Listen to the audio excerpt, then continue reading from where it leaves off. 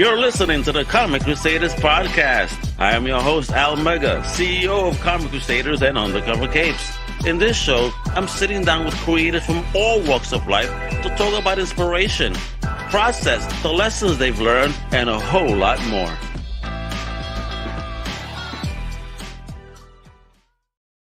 Well, what I mean, this is your boy Al Mega. Welcome to a brand new Comic Crusaders special.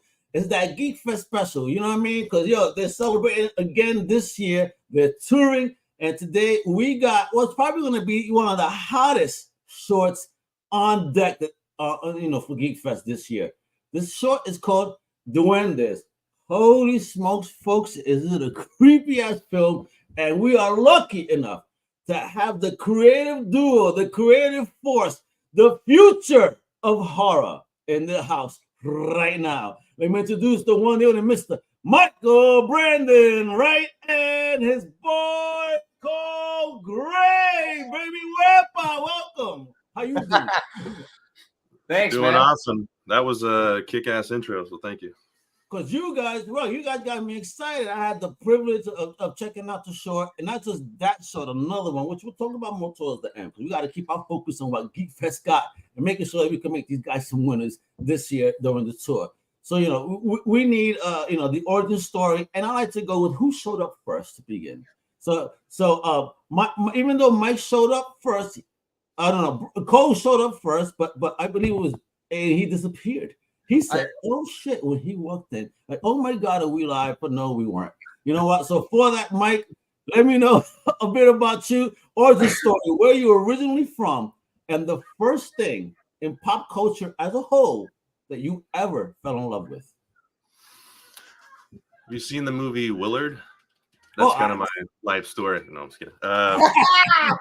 It's in the building. The rats taught me how to make movies. No, it's kind of what you would expect from most filmmakers. I just always loved movies. I did the whole movie camera thing when I was a kid. Didn't know what I was doing, and I grew up in Southern California.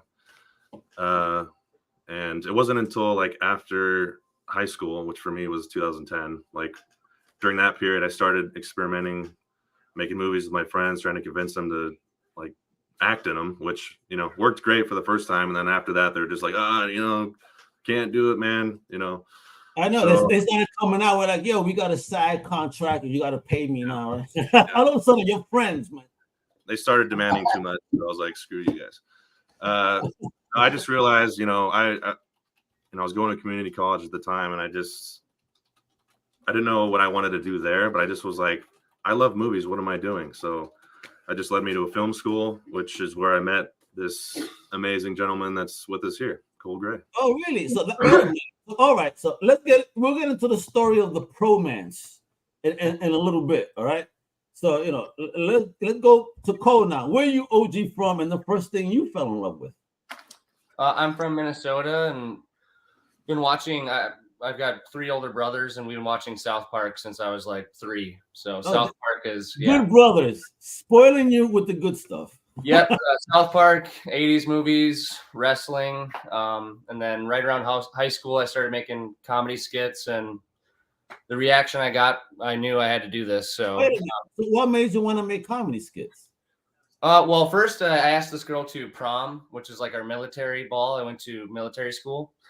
So I made a video there, and I got this big kind of mini viral reaction in Minnesota. And that kind of told me like, okay, I hope she said yes. She didn't say yes, but she was on America. It was kind of a joke. She wasn't supposed this sounds like the biggest loser. The biggest loser ever. She wasn't supposed to say yes, but no. She's got this mini celebrity, and it was just more of like a video for the internet. Anyways, that kind of started everything, and that's when I wanted to go to film school to learn how to make comedy sketches better, and that's where I met Michael, and instantly right away, kind of. So talk about this then. I'll go back to Mike here, and then I need you to confirm whether he's fibbing or not. All right. The story of the Promance. What was it about Cole's energy that connected on? I think, at a deeper level, it just kind of seemed natural. Like we just gravitated towards each other. But I say overall, probably comedy. We have a similar sense of humor, and we quickly started collaborating, which we just have similar sense of humor, a lot of the same interests and likes, and it just was natural. Well, how did you even find that out? Like what happened? When did you know that Cole was a funny ass MFer, and you're like, all right, I want to work with homie? I mean, if you just talk to the guy for a minute, you'll know he's like one of the funniest people you'll know. So it was just, I'd say it was socially first, and then obviously the first thing he did. That's kind of when I realized. Excellent. So what did you do? How did you scare Mike into being your friend, Cole?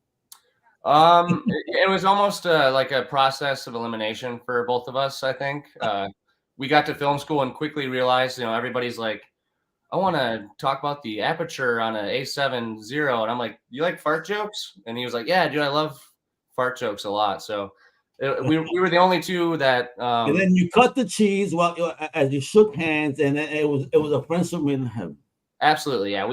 Michael nailed it. We have the same sense of humor. We love the same movies, and everybody else we were kind of the only two people we could get along with, really. And then we became best friends. We basically found out like we're both crazy together. So wonderful. So talk about your guys' first collaborative effort. How did that go? How did that interchange of ideas and working together work between you guys? And who took the lead, if at all? I'll start with you, Cole, there. Just briefly, I know you said I came before Michael came into this interview. Usually I come before Michael and everything. Just wanted to throw that out there. And he could tell you a lot of stories about that too. But so put that another way too, Bendito.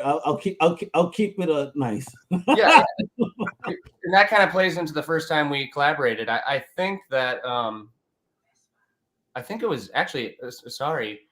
That was you, Michael, right?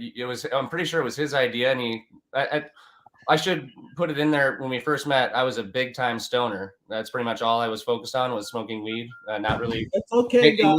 And Michael, there we go. I still kind of am in certain processes and the phases. I'll do it when I edit or.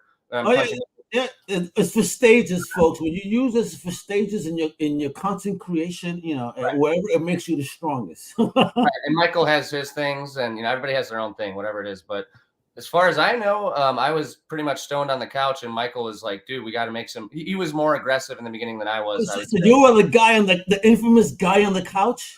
Right, I was the guy on the couch. Actually, that might have been one of the first sketches. Was me as the guy on the couch, but he. As far as I know, he wanted to make a horror film for this horror contest, and he asked me to be the actor in it, and that's how we just.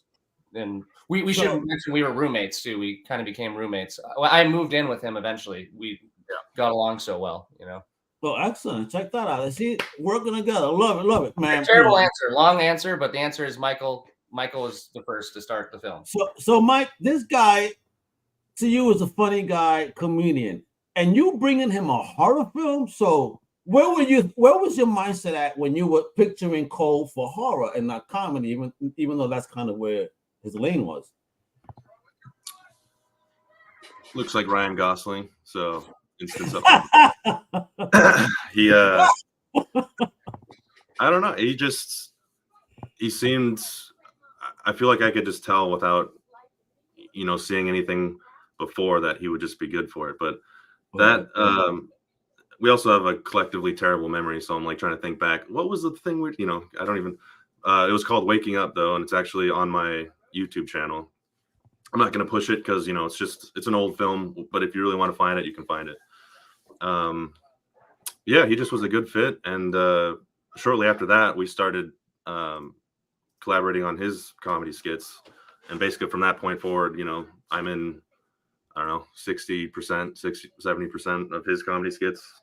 Well, wonderful. And, coming to a TV near you real soon, guys. Now, is Duendes the horror project you brought them? Is that the first, or is there something prior to this? No, that was the first thing we ever did together was Waking Up, and that was, that was a while ago. That was like the first year we were there. It was probably in like 2014 or something. Okay. Wow. Bet. But talk to us about this, because this is what's touring on Geek Fest Film Fest this year. I mean, thank you again for allowing me to watch and it's available on YouTube. I mean, yo, the practical effects story, creepy as fuck. I mean, somebody here seems to have a foot fetish or something is going on. It is wild. So Mike, talk to me. What inspired you for this particular film, especially going with the kind of the Latin, interpretation of what a duende is? Because I saw when you pulled up that wiki, I said it isn't real. I said, oh shit, love it. Well, foot fetish, clear and dry. I'm like Tarantino. I'm his protege. No, I mean how it came to be. A duende is it's an established Latin American folklore, which I learned about through my wife, who is Hispanic, and I forget exactly how it came up, but it was something to the effect she mentioned oh, that sounds like the Duendes or something, and I'm Duende, what's that? That was a Duende. Yeah.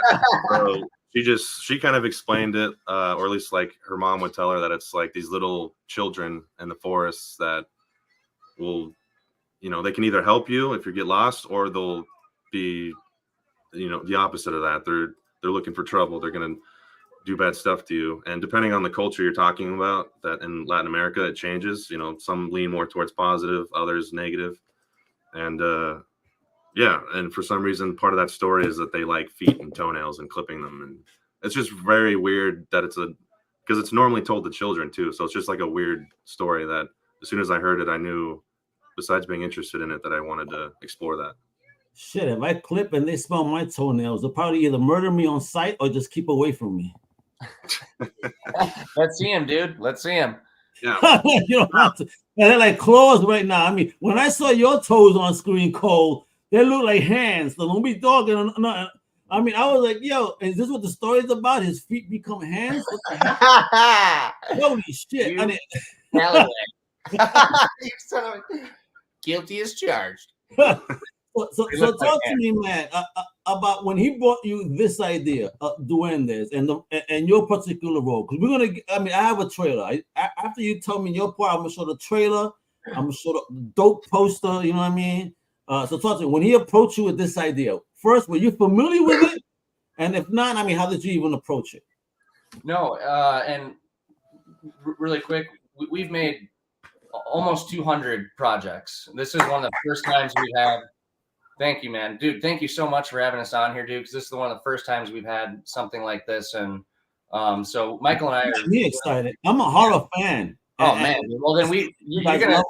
I dug it. And again, we have a lot to talk about. Yeah. You guys have something special. As a horror fan, I'm telling you, you guys got something really special here.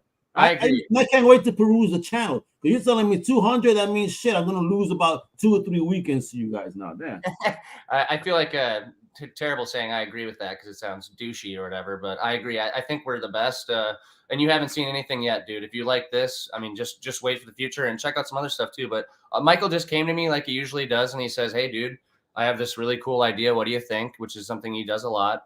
And he said, "There's this creature called the Duende, and it eats your toes." And I was like, I love Rumpelstiltskin and Leprechaun and stuff. And I was like, dude, that's fucking sick, dude. I can hear original stuff pretty quick. And I was like, that's original. I love it, man. And we kind of help each other. And this was Michael's time to make a project. And I was just like, you let me know what I can do to help. And he just was like, this time, this place. I showed up and we just killed it. I mean, I love that idea. I thought it was, so that's all I can really say is it was his time to kill and he killed it. Yeah, he definitely. Let me tell you, and I guess you're a foot guy too, because I mean, I have the feet and the things that happen there. You're not touching my feet those ways. You feel me? Respect. No. But no. Let Michael put on the Duende costume and let him tickle your toes, and you'll have. Folks, check this out, folks. Before I show you, the trailer courtesy of GeekFest that they're showing us, I need you guys to check this out. This is the poster. I mean, tell me about how dope homie looks. That is practical effects, folks. There ain't no special effects. And that image is Mike. I mean, look at this shit. Oh, effing G as an OG offense. I'm telling you, and then you see Cole there running for his life. You know what's going on there. Holy shit! But I mean, this is it, folks. And if you don't believe me, let me show you just a little snippet, and we're gonna find out a whole lot more about doing this.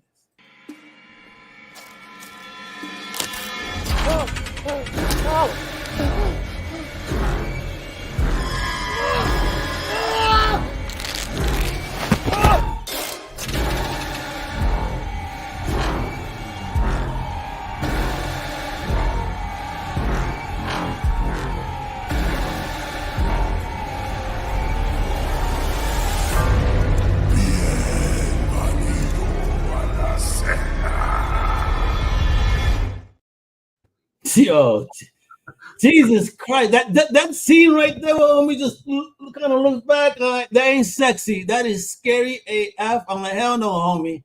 I mean, Cole, I'll tell you, you have balls. You know, I know this is a movie, no, but I'm saying for your character goes into a particular scene, just walks in to see what's going on. This is why you guys die in film.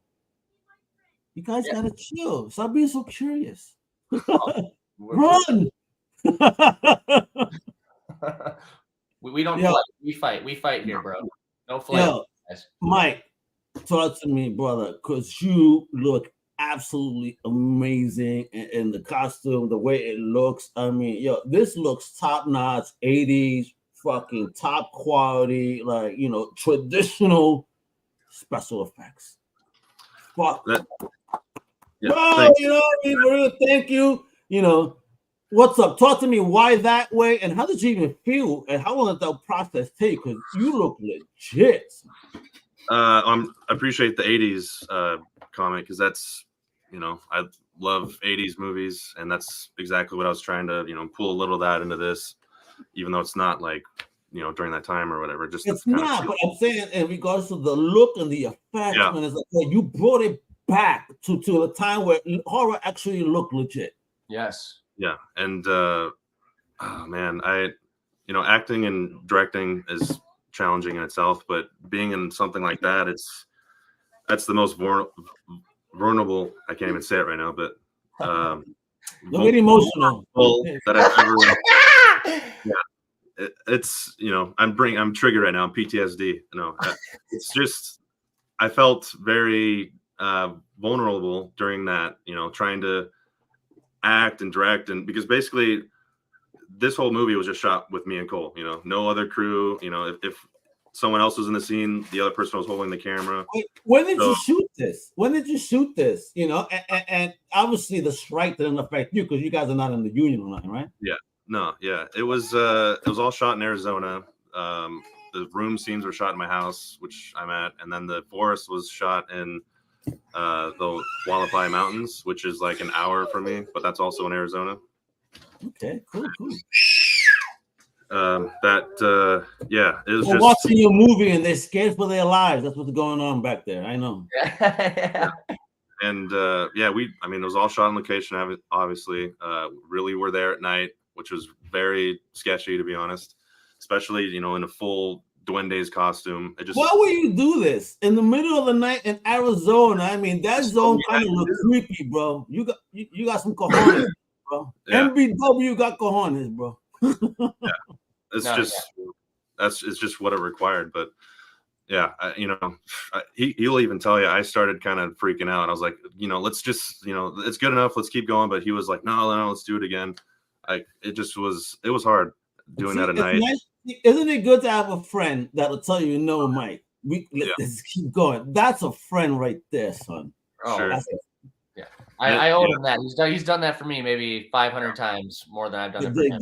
Yeah, so, Cole, talk to me about that experience, dude. And having your boy Michael, you know, terrorizing you. He's underselling it. It was, I mean, like I said, we've done 200 things, and almost all of them have been guerrilla shoots. This was the most terrifying one, and it's weird because you watch it and you watch other things we've done, and you're like, that looks scarier or more intense than this. But we were in the middle of the woods with probably 10,000 spiders. You know, there's bears around there and shit. We have no idea where we are. And I mean, dude, I sound like a huge pussy saying this, but It was I really could deal- scary. I It could was deal- really scary. It was really scary. I I swear to could God. deal with the insects, you know, as a New Yorker, you know. He's but afraid of not so spiders, much. bro. He's No, afraid of spiders. This is like it's there's like a little funny story with that. Is we were shooting at night, it's pitch black. You know, we have lights obviously, but if you turn those off, it's pitch black. And I remember walking in the costume like, oh, there's like a big spider right there, dude.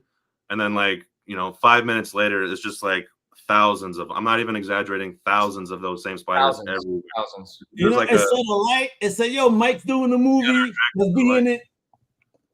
Yo, But, no, it's really, he was like, oh, look, one spider. And I turned on the light and they're all over his eyes and face. And Yo. Yeah, and he's a trooper for sure. Because there's a scene, the scene where he's on the ground with the. I don't want to spoil it if you haven't seen it. I guess. Oh yeah. I've seen it, but yo, there's a crazy scene. Yo, let me tell you, that effing scene, that is the biggest. I think my whole building heard me as I was watching this. When I saw that particular scene, I was like, "Oh, folks, there is an old moment that you're gonna be like, holy shit!" And just the practical effect behind.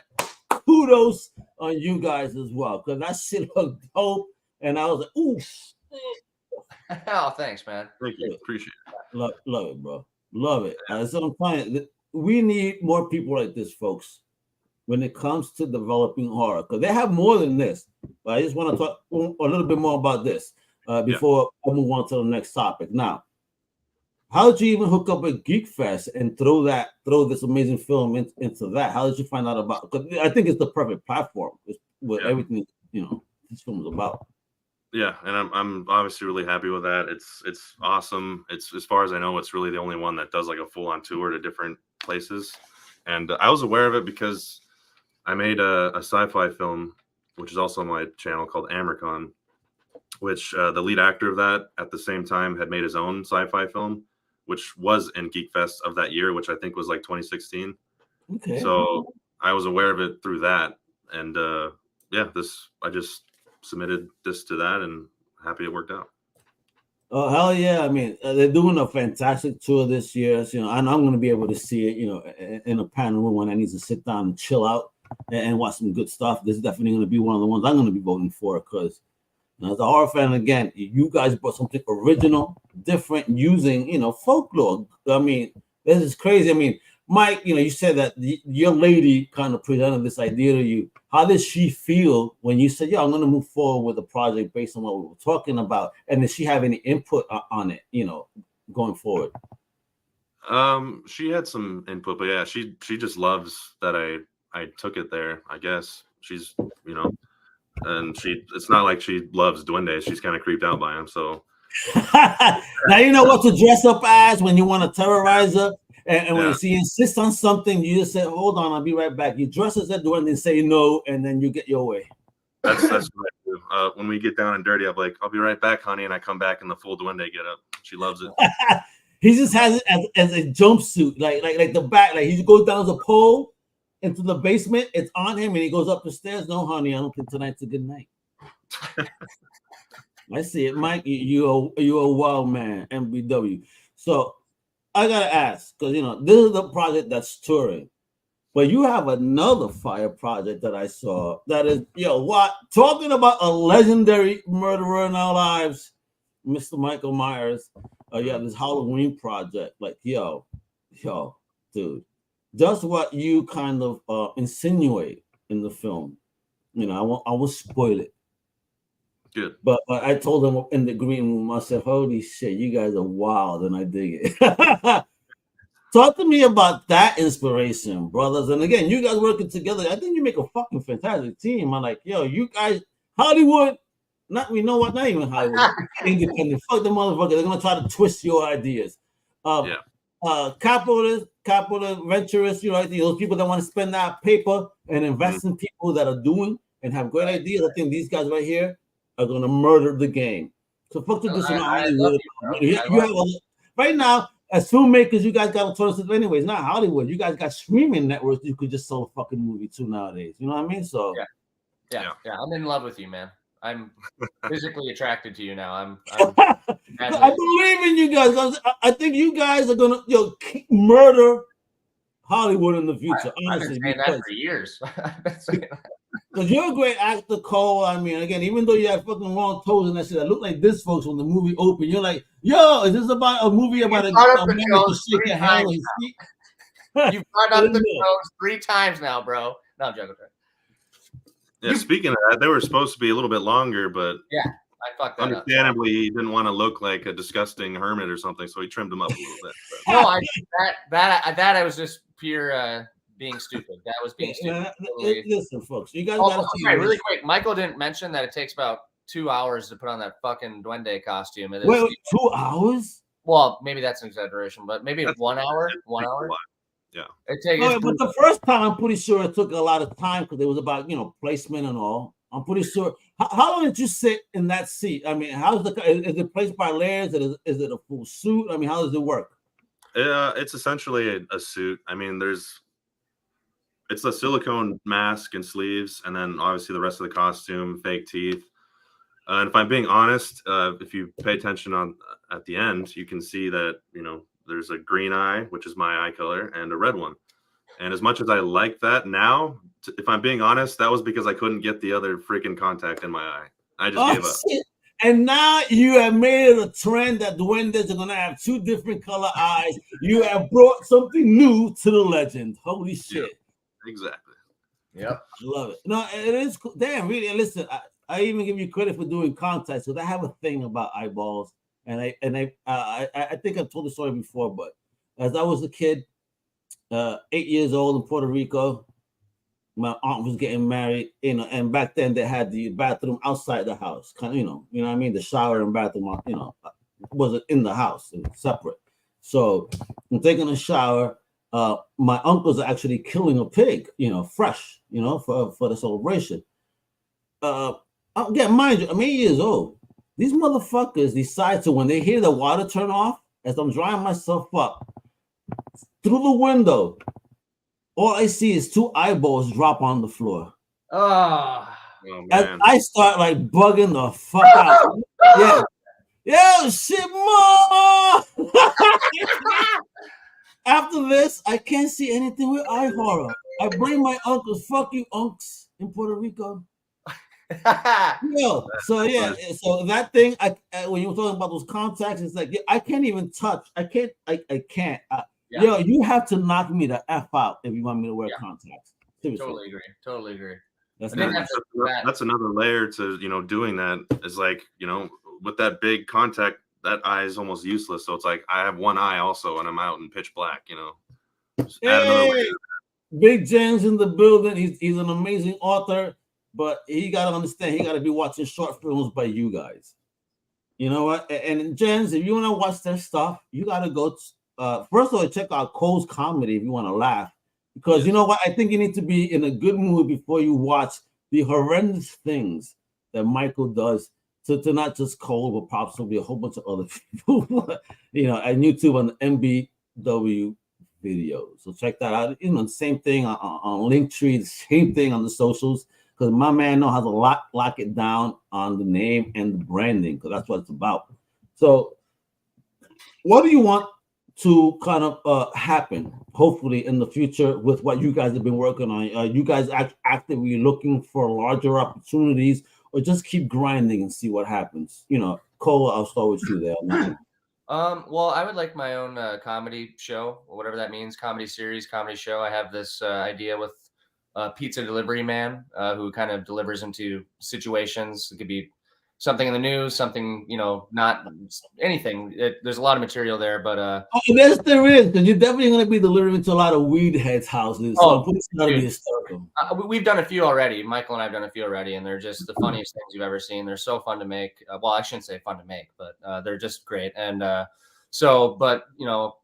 main thing is that I can't do anything without Michael, and we have a brotherhood going on, and whether I make it first or he makes it first, we're just helping each other with each other. Whoever makes it first, the bottom line is, and it's usually the way is we make it. We both make it. Exactly. I have a partner just like that, so my successes are his successes and his are mine, because we're here to build up and rise up together, baby. Right. Look at it. Look how much I believe in my brand that I branded myself, baby. You know what I mean? Like, Dude, can we make love? You and I? Can we? Get out of here, Mike. God dang it. He's leaving Mike for me, apparently, folks. That's it. That bromance is broken. Deal, we got to all do it together. So yeah, he's right. No, you're right. My apologies. So Mike, what do you want to see happen? With what you're doing, because I mean, I can't wait to really like dive in more into the channel, but dig on this. I was just gonna say, Michael's been the talking each other off a ledge thing. He's been the rock in this brotherhood, I would say. So I'm a little more neurotic. It took me time to get to that place, and Michael's always I feel like I need him more than he needs me. I'll just say that. But sorry, go, Mike. So I'm gonna say Mike the Rock Johnson, right? Yeah. I mean, yeah. What are you looking for with MBW and more? It just really comes down to I just want to be able to make films, whatever that means. Obviously, it's kind of like a chicken or the egg thing because right now we essentially have full freedom, but we don't at the same time because, still got to make a living, which takes time away from making films. I hear you. Yeah. And then having a family and kids, it all just, it's obviously hard. And a lot of people know what that's like. But yeah, I just want to keep making films, whatever that means, whether I'm getting paid to do it or not, it's not going to change because I just feel like I have to do it and I love it. It's like, it's fulfilling. It's, that besides my family, it's the only other thing that fulfills me. So, whatever that means, I'm just going to keep doing it. That's why I put the energy in this because you could feel the passion in creation sometimes, to be honest. When someone is actually not pushing a narrative, but like doing something out of love. I mean, that's why we get those cult hits, right? Because we could tell the love that was actually put behind the project. Yeah, now, you're bringing something new to the business right here with this type of folklore, you know what I mean? Digging into more Latino legends, which is pretty cool. Because, we've had La Llorona come up, right? Recently, and started making a film franchise out of that. I could, again, based on what you just did, I need to see a Duendes franchise. Not because it's Latino based, but because it's creepy as F. I mean, listen, there's a scene there. I mean, it'll throw you back to Full Metal Jacket, kind of. There's a scene there what homie does with for his treasures, if you will. Holy shit. You fucking freak, Mike. I mean, for real, bro. What is it, bro? I mean, the way you dived into it, bro. Where did you go in your head? The Duende is inside me. I don't know what to say. What's wrong with you, Mike? What's wrong with you? I will say though that I agree with the Duende thing, and that's part of the plan, at least for me anyway. I definitely will be writing. I'm currently working on like a feature movie version of that, and probably in addition like another short, which would probably be like a scene from that feature script or something. But get it done. I mean, that's how Art the Clown made it, right? I mean, he was in that movie over Summer's Eve, right? It was a short on that shit. And then, we got a full feature, and then we got a second that murdered it, and now we're getting a third on Art. I mean, although I'll stick with my what up, Big John W. Yeah, I'm telling you, it was that first Summer's Eve, that first film. That second one was a little bit too much for me. So I was like, the only thing I would ask for you guys, please. I mean, I know gore porn is a thing, but you don't have to go that route. I agree with the Terrifier too. That was just too much for me. It was hard to watch. And I love practical effects and gore, but that was too much. Yeah, it was too much. It wasn't even tastefully done. I feel like it was just. It was like it was just done for shock value, right? Like, oh, let me see if I can shock you. It was like a snuff film almost, yeah. This is why this movie, this short, and the short amount of time, less than 9 minutes, folks, slightly less than 9 minutes, you get this whole dope concept, greatly acted by Cole, greatly the terrifying sense of dread that Mike brought. Because anytime you see a hand or some shit, you're like, oh my fucking God. What is going on here?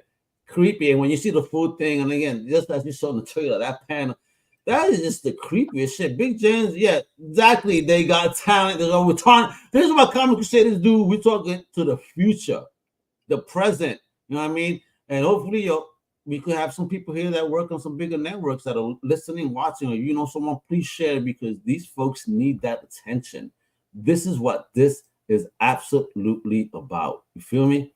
You know, that sense of independent creation, that energy, new stuff, not that hacky wood stuff that's being done. This is original concepts too, you know what I mean? Using traditional folklore. That's what I'm saying. I fell in love with this. So if this doesn't win a lot of awards at GeekFest, I might have to talk to Bill and ask for a recount. Wow, man. Wow. Very nice. Very nice. I agree with everything you said too, with your opinion on how you can see when somebody loves what they're doing. And when hey, look, Jazz is taking time to watch right now. He found it like the man in the tent. When the man, you graduated from man in the couch to man in the tent, you know, you got your own place now for now. Thanks, James. So, what is the future hold for you guys, though? Outside of this, that dope Michael Myers, like folks, please, yo, you guys gotta watch that. It'll fuck you up when you understand what Mike's mission was all along. I love it. You're so sick, MBW, to do what you did to the original Eminem. And speaking of that, it's called Halloween Mask of Evil. It's a Halloween fan film, and it's got, you know, at the very least, something that I haven't seen, you know, in a franchise film or any fan film. And there's definitely some really good ones out there. Yeah, I would say that this one's definitely got something original with it. And there's a trailer out for that now, and the film will probably be coming out in like 2 weeks or so.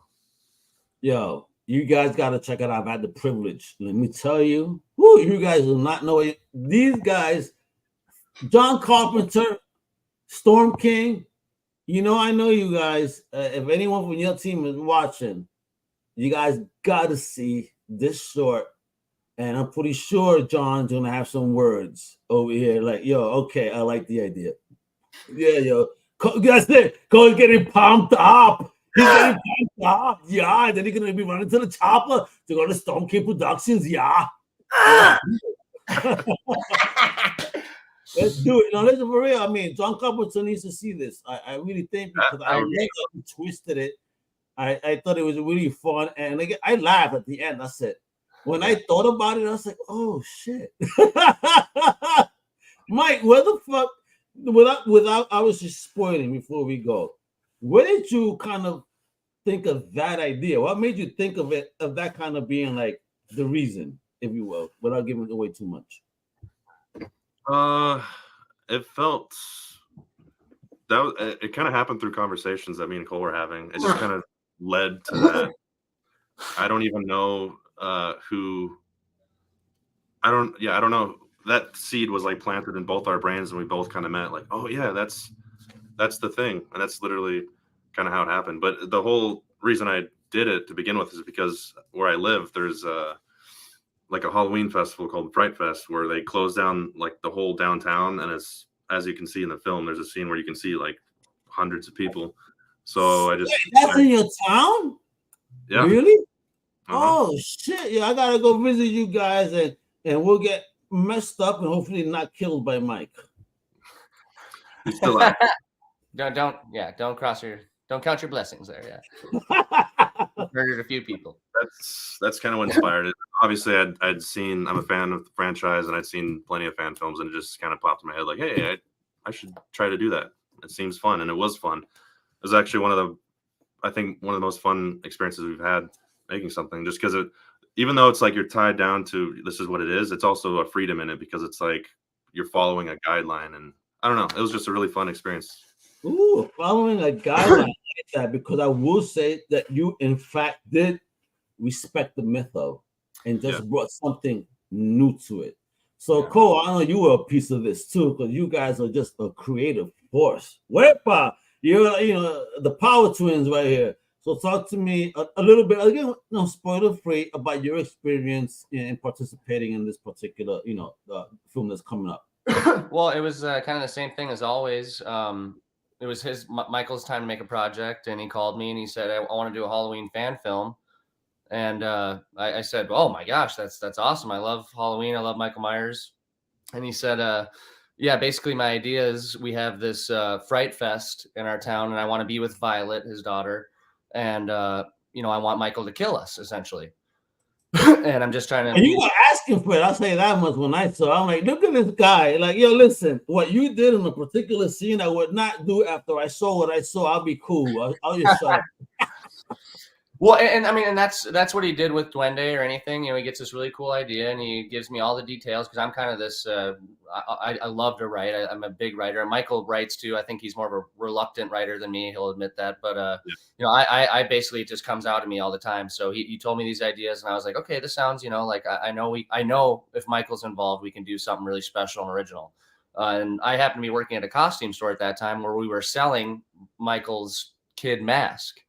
And it was just a perfect timing instance of him telling me this idea, me being at the costume store, and my brain, I don't know, just was like, should we do that? And Michael's like, I like that a lot. I like that a lot. And then basically that's how the whole process started of, he wrote the scripts, and we would actually at one point when I'm involved, especially, and that might be why you get some, I think both of us too, actually, I shouldn't just say me. If either of us writes a script, there's going to be humor in it. It's going to come up. And at one point, there was one script that I wrote that was literally just a pure comedy of them trying to, like, two homeless guys with this mask or something. I don't know. It was basically Michael and I. But Michael's like, yeah, we're not going to do that, silly Cole. Like, calm down. And so it was just a process, like usual, of teamwork, and me just letting him take the lead. And then, you know, because that's how it goes. He takes the lead on one, I take the lead on the next one. He takes the lead, and we're always just helping each other. So, and last thing I'll say is I absolutely agree with you. I think that, in my opinion, it's the best Halloween thing made since, excuse me.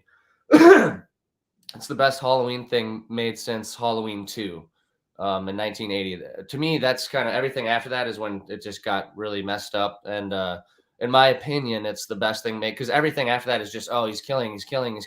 I think the Cult of Thorn was one kind of interesting thing, but, you know, this to me is the first time since that where it's actually like a storyline that continues and stays. Yes. So that's what it gives you a fucking reasoning that you didn't even think before. So with that, folks, I know Mike listen, Mike is about to go out there and make some bread, folks, right? Selling the next big idea. So I don't want to take much more of his time. So this is what I need you guys to do before he goes. Go visit and follow him on X, the team, X Meta Instagram at MBW Videos. Go to the website, the link tree, gives you the whole list. That link tree, all right, MBW Films. YouTube, which I'm going to obviously subscribe to, and I'm going to be like spending massive weekends watching every video. So MBW Videos on YouTube. All right, stay up to all things GeekFest, or know where you could watch this film at your favorite con this year. All right, very important. And of course, it's the YouTube for my man Cole Gray. You know, he says he's a comedian, so you want to laugh, have a good time, check out Cole Gray Comedy on YouTube. Don't F around. Thank you guys for taking time, sharing in your creative spirit, you know, and everything that you guys do as a fan. To creators, just thank you for keeping us entertained. It means a lot to me. I love that. Like I said, when you have Al Mega reacting, and my whole building is hearing my ass go, oh shit, you know. All right, you did something, baby. That's what it is, you know. And for that, I give you the biggest wave, man. I'm so happy to have had you on. You guys have wonderful energy, and I really think that, I really made it Storm King. You guys. They have a great concept with this Halloween joint right here. And if you want to, you guys do comics. John Carpenter does comics. Imagine this being continued in the story and being a theme. Come on. Let's get you guys into comics too. Let's do it. You're the man, bro.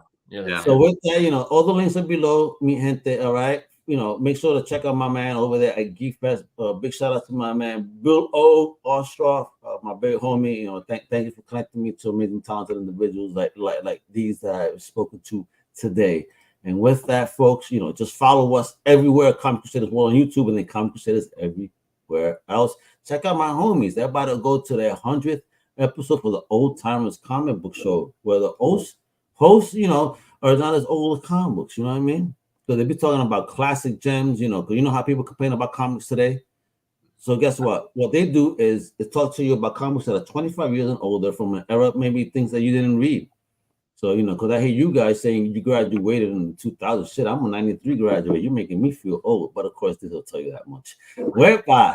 And with that, hasta la próxima, mi gente. Much love, follow, and support independent filming creators. And my man, Cole Gray, Michael Brandon White. I'm Al Mega. Hasta la próxima. Wepa. Thank you for listening to the Comic Crusaders podcast. If you like the content, please subscribe and turn on notifications. Also, please visit ComicCrusaders.com and our extended podcast family over at UndercoverCapes.com. And also, make sure to download the Comic Crusaders app on the Google Play Store today.